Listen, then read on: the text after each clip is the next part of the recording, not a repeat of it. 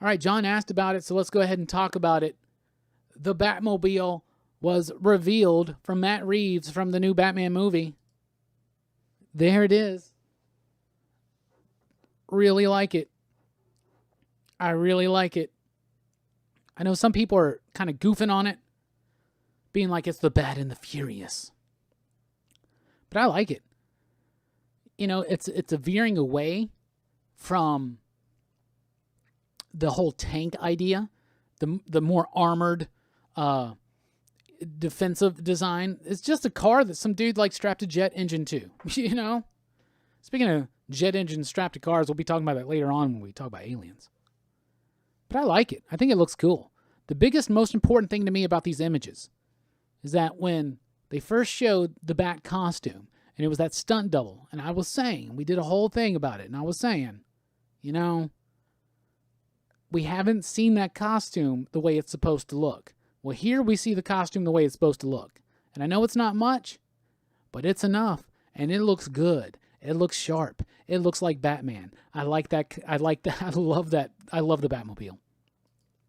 It's not super Batman-y like the 89 Batmobile. It's not an armored tank or Dark Knight Returns-y like, you know, the Dark Knight or, you know, even the Ben Affleck Batman movies.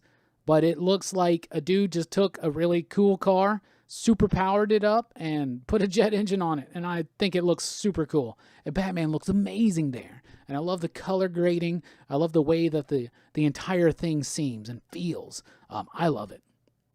I could not be more excited for this. I really like it. I think it's super cool. It reminds me a little bit of a more flamboyant version of what, and you guys know I'm a Blade fan, but in the Blade movies, his car's one of the dopest things. I think it's a Charger, right? But it's dope, and he's just got this badass car. It's black, it's cool, it gets the job done. That seems like this is a more practical, down-to-earth, early Batman type thing. You can see that in his suit. You can see it in the car. I think it looks amazing. I'm just going to pull him up again because I think this car looks fire. I think it looks great. It looks enough Batman-like, right? But it doesn't look like he went out of his way to paint any kind of like bat fins on it or anything like that.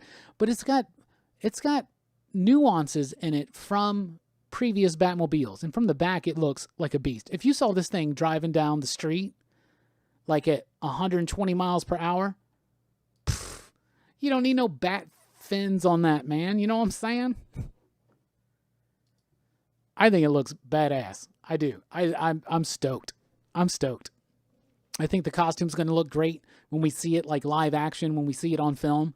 I think Robert Pattinson's going to do a great job. I'm getting really, really pumped for this movie. I'm starting to feel like I was before Batman Begins came out. Because when you would hear what Christopher Nolan was saying and what Christian Bale was saying, and you would start seeing the images, I kept telling my girlfriend at the time, like, this is going to be like the Batman from the comic books. This is going to be like the Batman from the comic books. I took the day off of work. It came out on a Wednesday. I took the day off when Batman Begins came out. I went and saw it in like the afternoon show. Oh my goodness.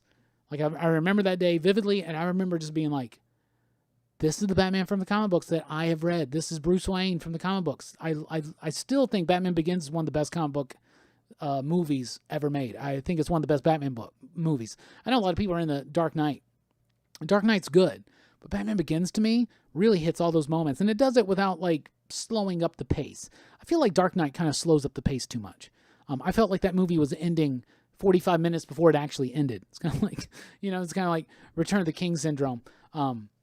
But I love all three of those Christopher Nolan movies, and I love the Tumbler, and I think that's cool and all, but this new Batmobile, fire. I'm so excited. This movie's really got me going. Let's look at some comments. Let's see here.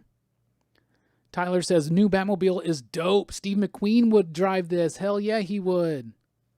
Chris says, I dig this Batmobile and I dig the bat suit. Everything I see gets me more excited. Hell yeah.